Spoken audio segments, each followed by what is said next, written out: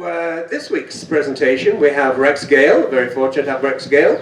What is TED, TEDx, and TEDxAjijic? So you may be familiar with TED Talks going back to 1980s. TED began as a single conference focused on the confluence of technology, entertainment, and design, thus the acronym TED. So Rex will tell us all about the TED phenomenon and plans for TEDxAjijic coming Lakeside in 2025. Please give a warm welcome to Rex. Thank you. Can you all hear me? Well, first of all, I've got a joke too. I've got some friends. Actually, his name was Ted. He was dating this woman for a couple of years, and they always had this conversation about, when are we going to get married? When are we going to get married? When are we going to get married? Finally, he said, okay, let's go. He put her in the car and took her to the grocery store. Actually, it was, when am I going to walk down the aisle? Sorry, I screwed that up.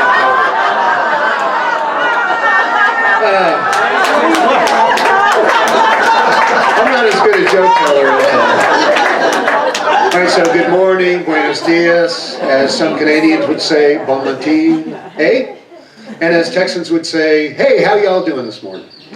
So is anyone here named Ted, by any chance? Ted. No Teds? No Teds here? Okay, I guess I need to do the talk then. Thanks for coming this morning. Today I want to talk about three different things. One is TED. Most of you have probably heard of TED Talks.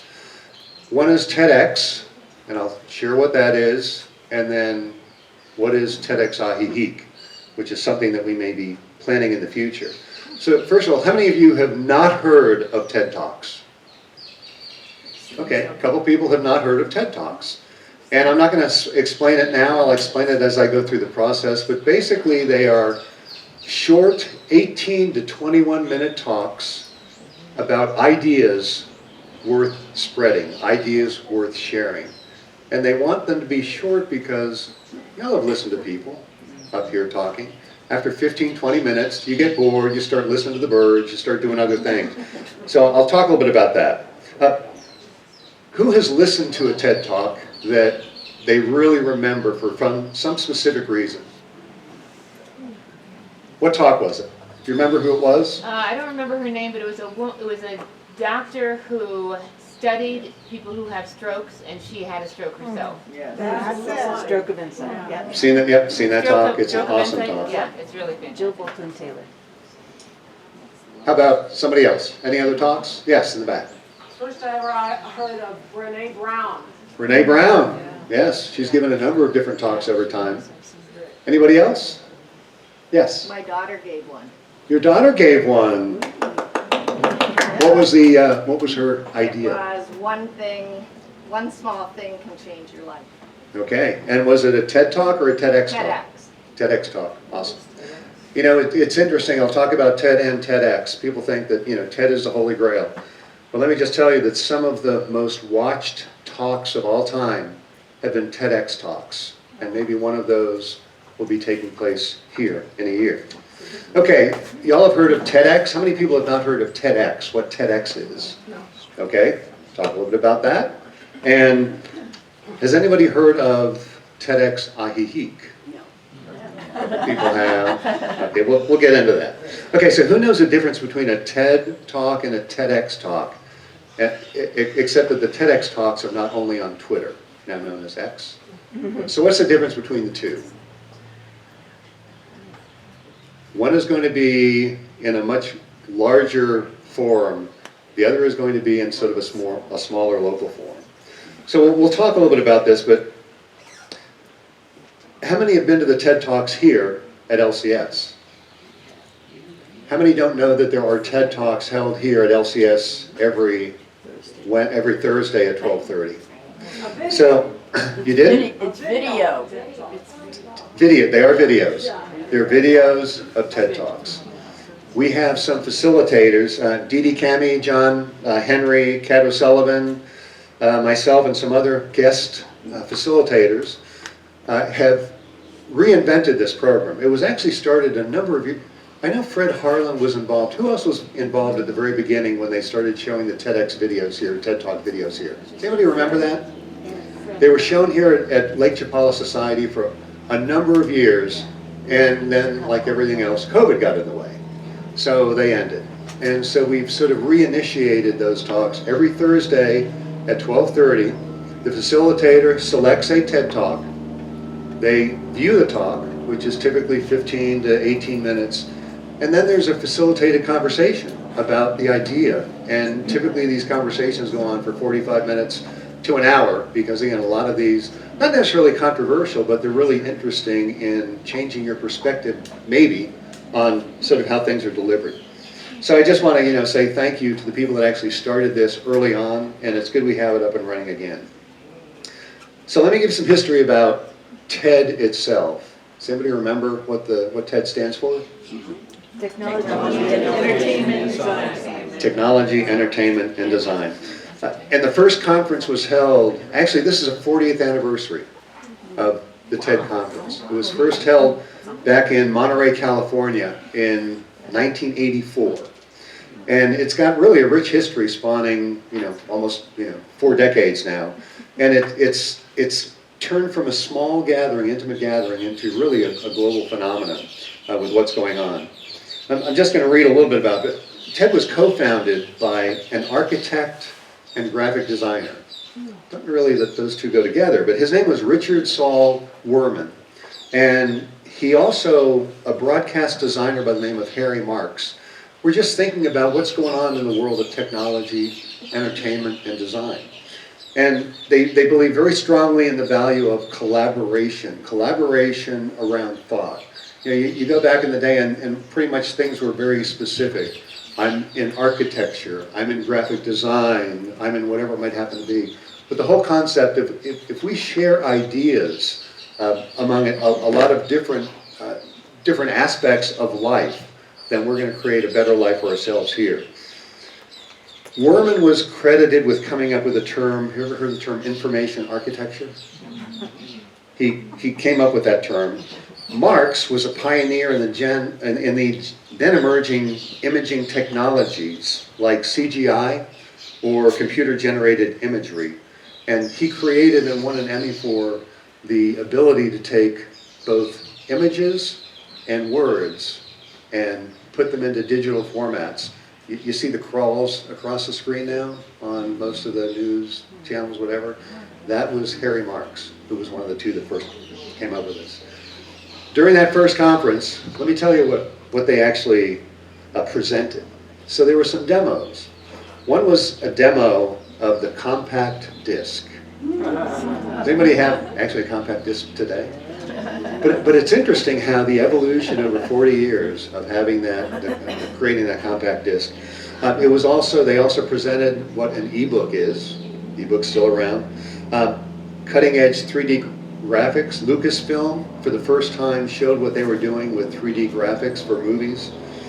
And it also was one of the first demonstrations of the Macintosh computer. Anybody ever have a Macintosh? Yeah, a couple people, they did. Don't seem really, actually I wish I had one today, probably pretty valuable.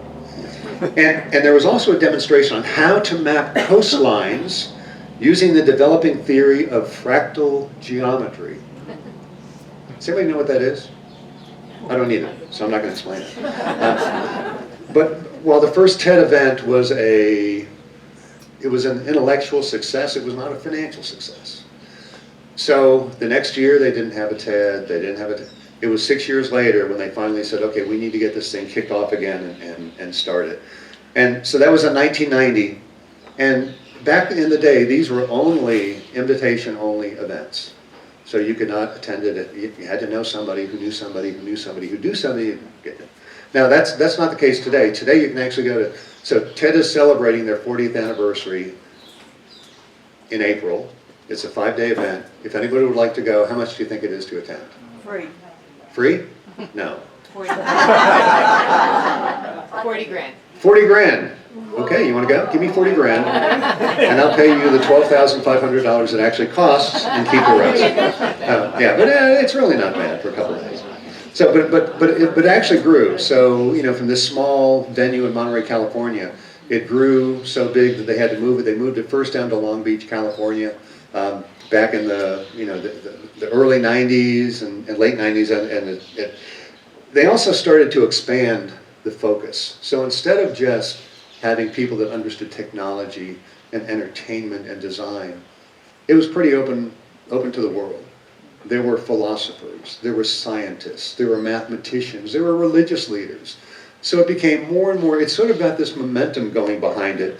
And the only focus really was on who's got an idea that's worth spreading. I was telling them, this is Palm Sunday, Easter's coming up, and some people will say, well, yeah, Jesus had a pretty interesting idea worth spreading. Just appropriate for the week. So Richard Warman, who was one of the main people that started it, continued this until about the early 2000s. And he's like, okay, I started this thing, we got it going now, I'm getting older, I want to hand this off. So he was looking for someone as a successor to turn this conference over to. And he found one in an Englishman by the name of Chris Anderson. Somebody ever heard of Chris Anderson? If you know TED, you probably know Chris Anderson is. Well, he was an electronic media publisher, and he was a huge TED fan early on. He would go to a lot of these annual conferences, these TED conferences held once a year, invitation only. Even though it was invitation, you had to pay a lot of money to go, but you were rubbing elbows with the cream of the crop from a, quote, intellectual perspective, and just learning a lot about these ideas. And the whole idea of having a small group got much bigger. The whole deal of having small focused talks, though, around ideas didn't change. Who else has anyone else given a TED talk here? Or a TEDx talk? Patricia has. Anybody else? What was your talk about? I know you talked a little bit about it last week, but what was your talk about? It was about attention and the conscious attention economy. Attention and a conscious attention economy. Really interesting concept that people are collecting information on you, from you, and they are using your information to make money themselves. Who was here last week to hear Patricia? Okay, good. Loretta, did you have a TEDx on transforming the end of life. TEDx on transforming the end of life? So we have, again, I actually gave a TED talk, which is why I got involved in all of this. I gave a TEDx talk at TEDx Savannah back in 2015. And I lived in Hilton Head at the time, and as I'm driving over the bridge from Savannah to get back to Hilton Head, I'm like, why is there not a TEDx Hilton Head? Hilton Head, yes, it's a lot of 2.5 million tourists a year, but there's an incredible group of people that live there. A lot of retirees. H.R. McMaster, for example, somebody that you may recognize that name, lived on Hilton Head, as did a number of other people. And it said, why don't we create something here? So that's what we did. And we're trying to do the same thing now here in Ajijic. All right, let's talk about a little bit of numbers. The first time that TED posted their talks online was in June of 2006. And there were 6 talks that they posted online. 3 months later, how many views do you think they had? More than 3? More than 3? 3 months later, they had more than 1 million views. And 5 months later, they had more than 3 million views. So they're like, okay, we got something going on here. Again, they got the attention of people because they were interesting, they were ideas, and they were short. They were very, very short talks in of themselves. And so what they did is they relaunched the TED website. Many of you have sort of been to it. They relaunched it in 2007. And they focused on all of the talks. Pretty much that was it. They're putting this information out there for a global audience that was absolutely free. And so it's continued to sort of snow. By 2009, TED Talks had been viewed more than 100 million times. And as of last year, there have been more than 3,800 TED Talks delivered at TED conferences around the world. Okay, how many views do you think TED Talks on their platform get every year? Millions? Billions. You're right. 3 billion views every year. All right, so Chris Anderson now has control of this, and he decided to move the event to Vancouver, British Columbia in 2014. I mentioned this year it's a 5-day event. The cost is $12,500. But wait, there's more. There's more that Chris decided to do. So they were talking about how do we make this global event that's really great, but it's very, very specific in who can go and attend this thing. How do we extend it to local communities? And that was when they created TEDx. So TEDx are locally organized, TED-sponsored events. To do a TEDx event, you have to fill out an application that goes to TED. It's fairly complex, fairly detailed. I'll talk about that a little bit in a minute. But they said, this is the way that we can expand not only the messages that we're trying to get out in the world, but also focus it on the local community. I'll talk a little bit about the numbers there. They also came up with this with TED Women. So there's a TEDx Women, there's a TED Women's event, and you can organize TEDx Women's event. They thought that TEDx Women focused on issues specific to women around the world, and it's been incredibly successful. I actually attended TED Women. Don't laugh, guys, but it was actually an incredible event that was in San Diego about 4 or 5 years ago, and I'm incredibly glad I went because it was an amazing experience. All right, something else that they have created is what they call TEDx Youth. So now they are trying to say, okay, how can we bring this whole idea of ideas we're spreading down to a local community? And the TEDx Youth are interesting is because they are organized by students with one or two, a couple other adult facilitators to sort of help them through the process. But over the years, TED Talks have had an interesting impact on culture, on pop culture, on all the kinds of things that we see. Amy Cuddy, has a talk out there that talks about just sort of presence and the way that you present yourself. And there's a guy by the name of, does anybody know what the most popular TED Talk of all time is? The most viewed is a guy by the name of Sir Ken Robinson, who talked about education. Now this talk was given back in 17 years ago. 17 years ago. So what I want to do is I just want to play, not the whole talk itself, but the snippet of the core of what he was trying to say. Our education system is predicated on the idea of academic ability. And there's a reason. The whole system was invented around the world. There were no public systems of education really before the 19th century. They all came into being to meet the needs of industrialism.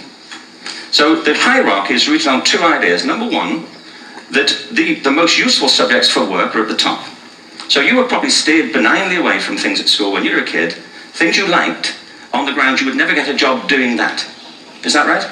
Don't do music, you're not going to be a musician. Don't do art, you won't be an artist. Benign advice, now profoundly mistaken.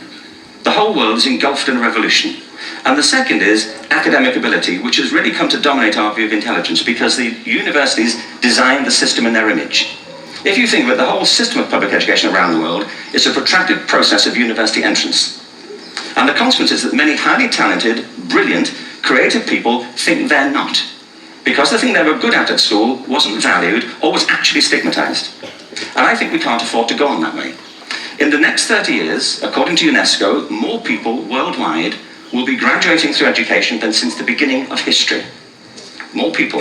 And it's the combination of all the things we've talked about, technology and its transformational effect on work, and demography and the huge explosion in population. Suddenly, degrees aren't worth anything. Isn't that true? When I was a student, if you had a degree, you had a job. If you didn't have a job, it's because you didn't want one. And I didn't want one, frankly, so... but now, kids with degrees are often heading home to carry on playing video games. Because you need an MA, where the previous job required a BA, and now you need a PhD for the other. It's a process of academic inflation, and it indicates the whole structure of education is shifting beneath our feet. We need to radically rethink our view of intelligence. We know three things about intelligence. One, it's diverse. We think about the world in all the ways that we experience it. We think visually, we think in sound, we think kinesthetically, we think in abstract terms, we think in movement. Secondly, intelligence is dynamic. If you look at the interactions of a human brain, as we heard yesterday from a number of presentations, intelligence is wonderfully interactive. The brain isn't divided into compartments. In fact, creativity, which I define as the process of having original ideas that have value, more often than not, comes about through the interaction of different disciplinary ways of seeing things. The brain is intensely, by the way, there's a shaft of nerves that joins the two halves of the brain called the corpus callosum. It's thicker in women. Following on from Helen yesterday, I think this is probably why women are better at multitasking. Because you are. Aren't you? There's a raft of research, but I know from my personal life. If my wife is cooking a meal at home, which is not often, thankfully, but you know, she's good at some things. But if she's cooking, you know, she is dealing with people on the phone, she's talking to the kids, she's painting the ceiling, you know, she's doing open heart surgery over here. If I'm cooking, the door is shut, the kids are out, the phone's on the hook. If she comes in, I get annoyed. I say, Terry, please, I'm trying to fry an egg in here, you know.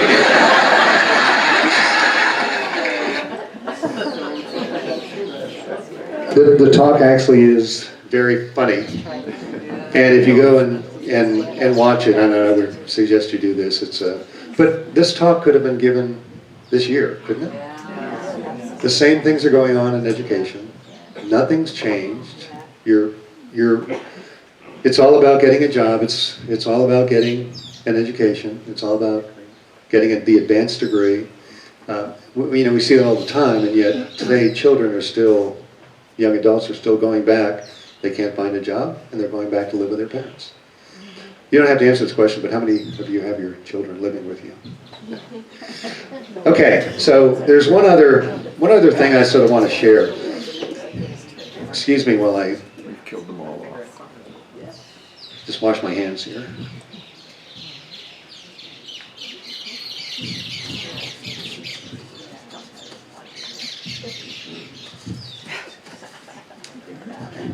Just want to make sure my hands are clean for the next part of this. Okay, so I just washed my hands, and I don't know how many of you ever count the number of towels you use. So let's count. 1, and this is normally what I, used to do, but not what I still do. 2, 3, 4, and that's really not too bad, is it? When you wash your hands, how many towels do you all use? 1. All right. Air dry. Okay, 1. I want to play another short talk.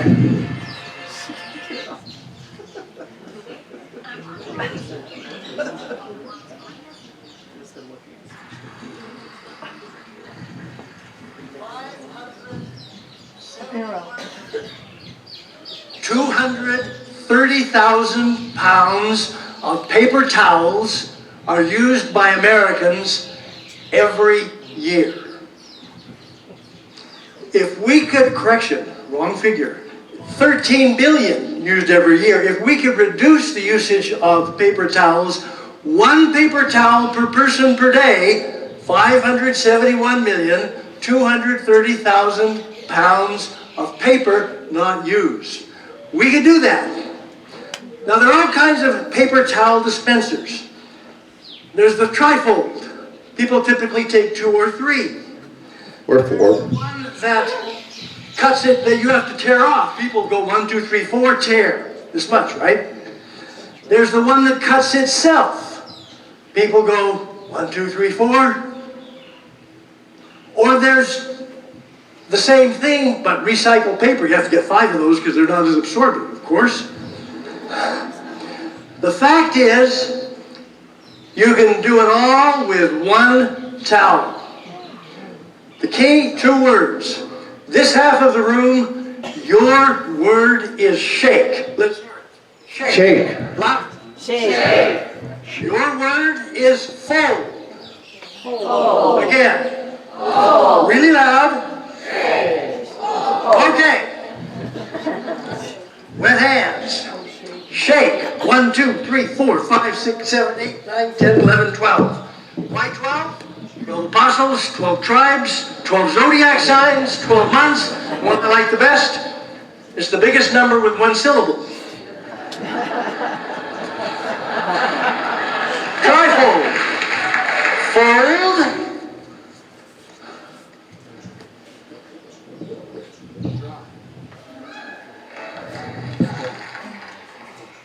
You get the idea. So again, an idea that is so simple, yet, and ever since I saw that video, every time I go to wash my hands, and you probably will from now on too, shake and fold. When you fold it, it gives you a little bit more of that towel to absorb the, but that's really all you need. Okay, so enough about TED. What is TEDx, and what are we trying to do here? So TEDx are locally organized events, and there are guidelines. We have to apply to TED for a license. The license is free. It doesn't cost anything, but it's a fairly disciplined process to try to get through. And I did this in Hilton Head, 2016. We've done it every year now. We're in the process of spending more time down here, and I got together with a group of people. Jennifer, is Jenny Theets here? Actually, Patricia was instrumental in this idea talking about early on. Kat O'Sullivan, Shannon Ford, Michael Nuschke, myself, and we've had conversations about, can we create a TEDx event here in Ajijic? And it's the same thing there. And as you know, from every open circle, there are incredibly talented people here that have amazing ideas worth sharing and worth spreading. So, and we've had conversations even with Steve Balfour here at LCS and Lily Albrecht up at the International Institute to try to help get students involved in this process as well. And the idea is create a TEDxAjijic. It's going to take a lot of planning. And what they ask us is, okay, well, your event must explore multiple different subject areas, not just one.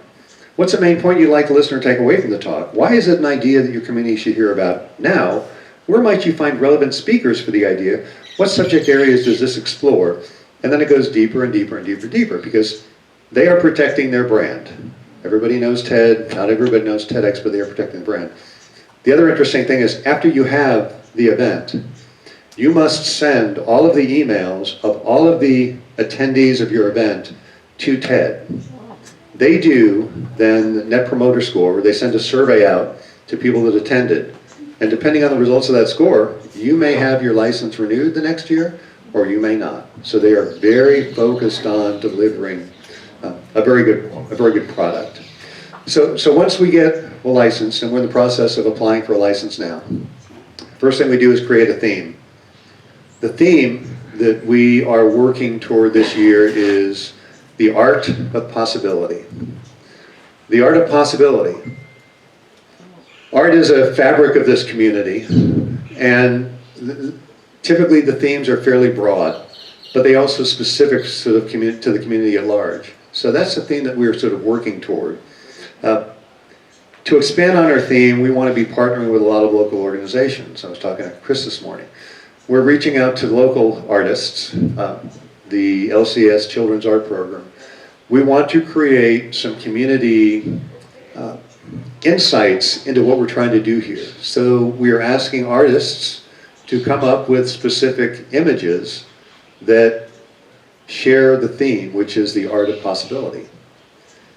Our intent is to have this event at the Cultural Center, the new Cultural Center on the Carretera. We expect to have this event, it takes about a year to get everything done. Probably March of next year, before all of the Canadians leave. We'd love to have you there. March of next year, again, we need to find 10 to 12. The way that it's going to run is typically we'll have an afternoon event. It will be from, let's say, 2 or 3 to 5 or 6 in the afternoon on a Sunday. We'll have some tequila tasting out front, some wine tasting out front. And we've asked the local arts community to see if they would actually come in and do an art show. So a lot of the things that we really are trying to do are going to have a huge impact, I think, on making this an annual event that's sustainable within this community. So, we've selected the venue. It's a Centro para la Cultura y las Artes de la Ribera. And again, we're looking at March. And the last thing I sort of want to share, happy to talk about some questions. And we plan on having some general admission tickets, VIP tickets, when we've done this in the past. You may have a reception with the sponsors either before or after. So we need sponsorships. We need volunteers. We need people to suggest to us people that they know that have ideas worth spreading. Very, very much like Open Circle. There are just some tremendous, speakers that we know in this community, and it's all about something new. So our goal is to create a sustainable TEDxAjijic event that's offered every year. And I guess what I want to ask you is, we need your feedback. For this to be successful from a local perspective, we need your feedback. So if you have any thoughts, if you have any ideas, if you have suggestions for speakers, if you have suggestions for sponsors, if you want to volunteer, if you want to do anything like that, you need to simply email me. And it might be a difficult email address, so I'm just going to spell it out, but it's TEDxAjijic@gmail.com. TEDxAjijic@gmail.com. But again, it's something that we want to transform, from a community's perspective. It's something that I think that there have been 3,500 TEDx events, again, organized by local TEDx organizers throughout the world in over 150 different countries. And if you think about some of the most popular talks on TED, one is Simon Sinek. If you haven't seen his talk, he talks about the golden circle. And he talks about when you engage with a customer or with anybody, there basically are three things that, and his example is Dell computer and Apple computer. Okay, I'm Dell. Hey, we make great computers. What do? We make great computers. Why do we make great computers? Well, you probably don't need spreadsheets and stuff like that, maybe. But at the very end, at the very center of the circle is why. Is how. No. What, how, and why. So why do we make great computers? Well, because we want to make a good product for you. And the example for Apple is, so who are you going to buy from? Okay, we make great computers. We know that you're going to need them, so buy one. What Apple would say is, they start in the middle. They started with the why. We know how you live your life. And we know that there are all sorts of things that you need to improve, to give you more time, to give you more space, to give you more insight into what's going on in the world. And that's really what our focus is. And by the way, we also make these great computers, these things called, iPods and iPads, things to make your life easier. Who are you going to buy from? You're going to buy from Dell, or you're going to buy from Dell. So, and that was a TEDx talk. That was not a TED talk, but it's one of the most viewed talks of all time. The talk that I gave was, I wouldn't say somewhat controversial, but in a nutshell it was, don't trust your gut. Now, how many of us believe that you should trust your gut? A lot of us. And my thinking was really around a lot of the behavioral research that's out there. But at the end of the day, when people make decisions, you've got a decision you need to make. Three things happen. You think about the past. What is my past experience with this decision I need to make? The second is, what was the emotion that was attached to that past decision? And we typically make an automatic decision, right? Gut decision. 85% of the time, that is absolutely the right thing to do. However, what's different this time? What's different about this decision I have to make now?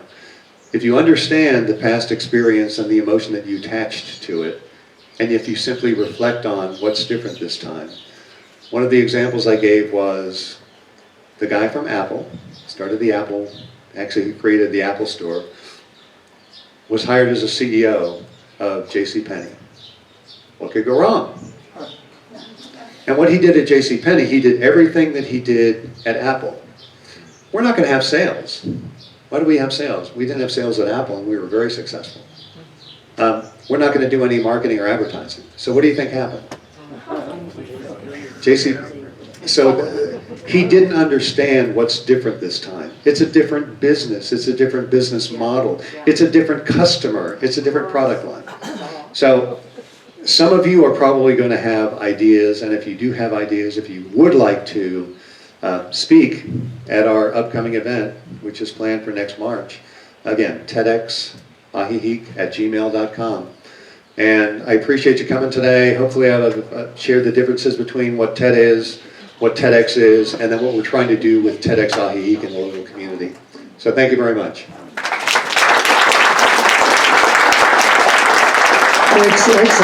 Excellent. We're going to have questions, so if anyone has a question, please raise your hand and wait for the microphone. I'm going easiest first. So, I'm sorry, how many presenters did you say you're looking for in total? Typically, again, there are different ways to present. Some TEDx's are all-day events that may have 20 or 24 speakers. Typically, the talks are anywhere between 8, 15, so you figure an hour. You've got an hour, 15 minutes. You want to have a break. That's basically 5 speakers. You have a break for half hour, 45 minutes. You've got enough. So it just depends on what the TEDx, local TEDx organizers want to do. We are planning on doing, I guess, what I'll call a half-day event, but more like, 4 hours, 5, 6 speakers, have a break, intermission, another 5, 6 speakers. So you can imagine it's very hard. There's some flexibility there. Total flexibility. Yeah, there's total flexibility with whatever we think is best for the community, whatever we think the number. We may be inundated with 15 incredible people, incredible speakers who have great ideas. Well, if we need 15, then we may go from 2 to 6, or 2 to 7, or noon to 5, whatever it might happen to be. So TED gives us total flexibility with how we deliver the event itself, but they also give us very specific requirements. There are speaker requirements. It can't be political, it can't be religious, it can't, so there are a lot of speaker requirements that we actually give to people that are considering speaking. But we have pretty much total control. The only thing that they really make us do, every speaker needs to be coached. I've done a lot of TEDx speaker coaching. A TEDx talk is very different from a normal talk. If you've seen someone that's given their 45-minute keynote presentation and asked them to do that in 12, 15 minutes, they don't know what to do.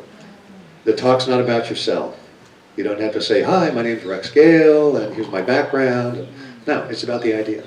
And the Simon Sinek talk that I talked about, 2 things I'll mention about that talk, and I really suggest you go see it. The first is, it was twice as long as it needed to be. His talk is about 20 minutes, and his whole idea about the golden circle, the why, how, and what, was the first 10, 12 minutes. Do you remember what the second half was about? No. He goes on to explain something else, and I have no idea what it was. When we coach speakers, we always want to speak longer, right? We're up on the stage, but some of the best talks I've seen are 5 to 7 minutes, and it keeps the attention of the group. So you get 5 to 7 minute talks, all of a sudden now you can fit 8 or 10 in an hour and a half. So does that answer your question? Yeah, that's good. Rex, we have another question here. My question was going to be about the subject of politics, but in that last conversation you mentioned it was a no-go area. What other no-go areas are there? TED itself has gotten into some controversial areas if you see some of their sort of talks. But basically it's what's your idea? What's the idea? We don't want to get into politics. We don't want to get into religion. We don't want to really get into controversial issues. What's the idea itself? It's all about the idea. The guy's idea was to, hey, how can we save 1 billion towels over the next 10 years? Shake, fold. So it's things like that that, and we have a curation committee, so that's what this organizing team will do. We'll look at a lot of TEDx's in the past. We'll say, okay, send us your idea. A lot of the ideas that we get are more, people want to give a motivational speech. This is not the venue for a motivational talk. And I would say 90% of the requests that I've gotten as a TEDx organizer in the past, people want to talk. You know, people want to talk, mostly it's motivational speeches. So what I have done from a curation standpoint is, we get recommendations from people. I've seen this person talk. I had a conversation with this person about this idea that they had. So we get really more referrals for who our potential speakers are going to be than actually just putting a, so that's why I asked before. Email me if you know somebody that you think would be perfect in this community, that has an idea, let me know, let us know. That's why you need a lot of lead time to get through this process. Rex, another question here. Is the local community going to be involved? Are the speakers going to be in Spanish, some of them? There's going to be translation? Or which community is going to be more benefited? This event that we are planning is going to be for an English-speaking audience. Now, we've had conversations about, do you combine it? Do you have translation? But the decision we made is, no, we're not going to do that. However, that does not mean that somebody like you would like to create a TEDxAjijic that is for a Spanish-speaking audience. See, that's all about the local community. Is we would love to see that happen. We would love to see that grow. One morning you've got an English-speaking TEDx event, and then the afternoon you've got a Spanish-speaking TEDx event. The other thing we've talked to some of the local schools is to do a TEDx Youth at Ajijic, which is focused on the local, Spanish-speaking community and youth. So this event is going to be specifically targeted to English-speaking audience, but that doesn't mean that this event couldn't be moved to the next level by actually focusing on a Spanish-speaking audience as well. Yes? Oh, Mr. Right by here.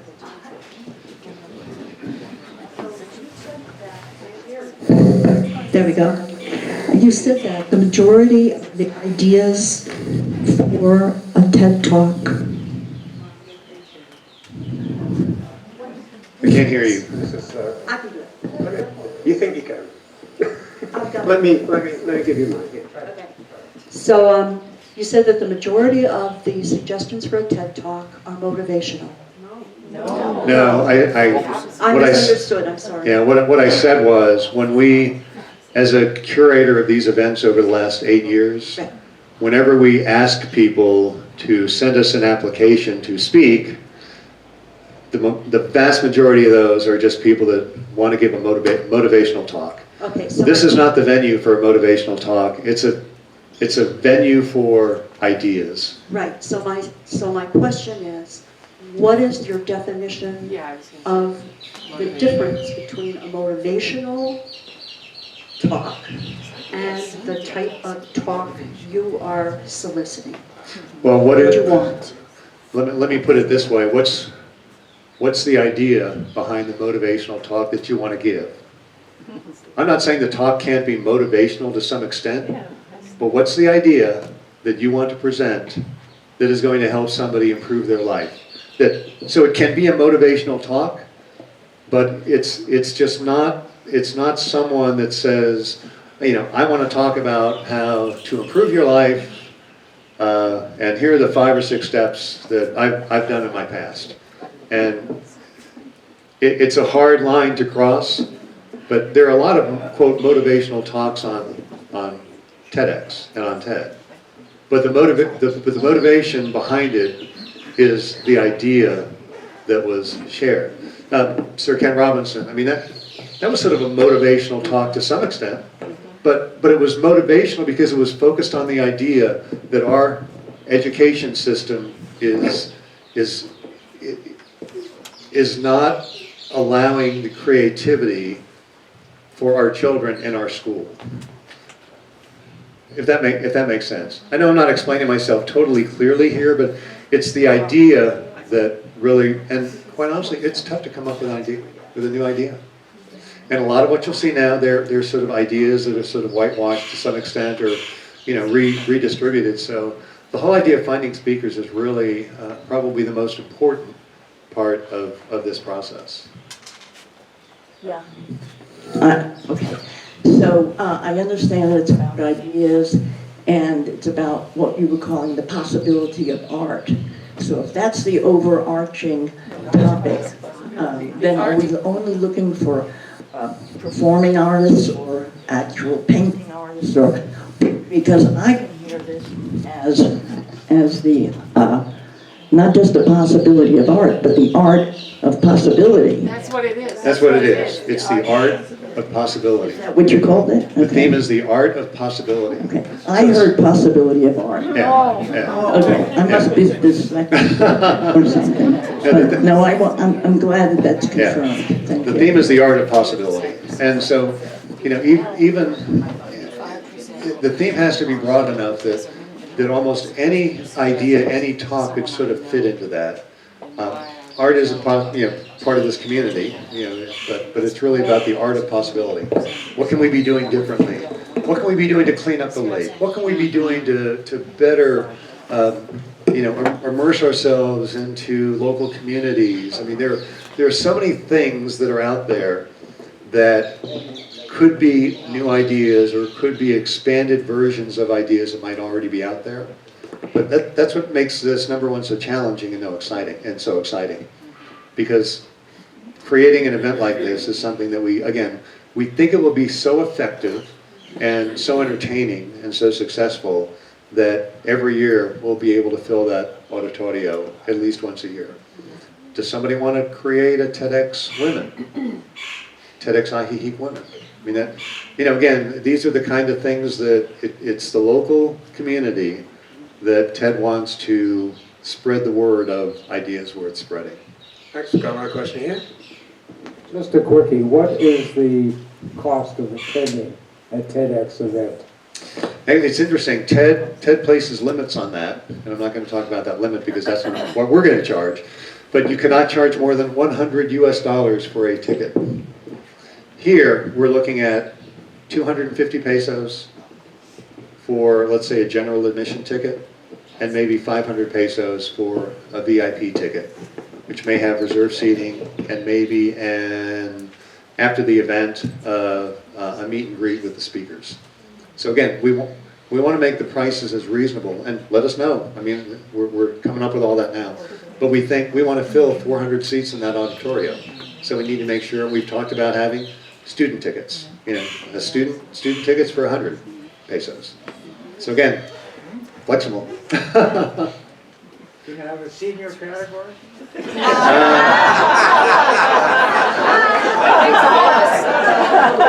idea.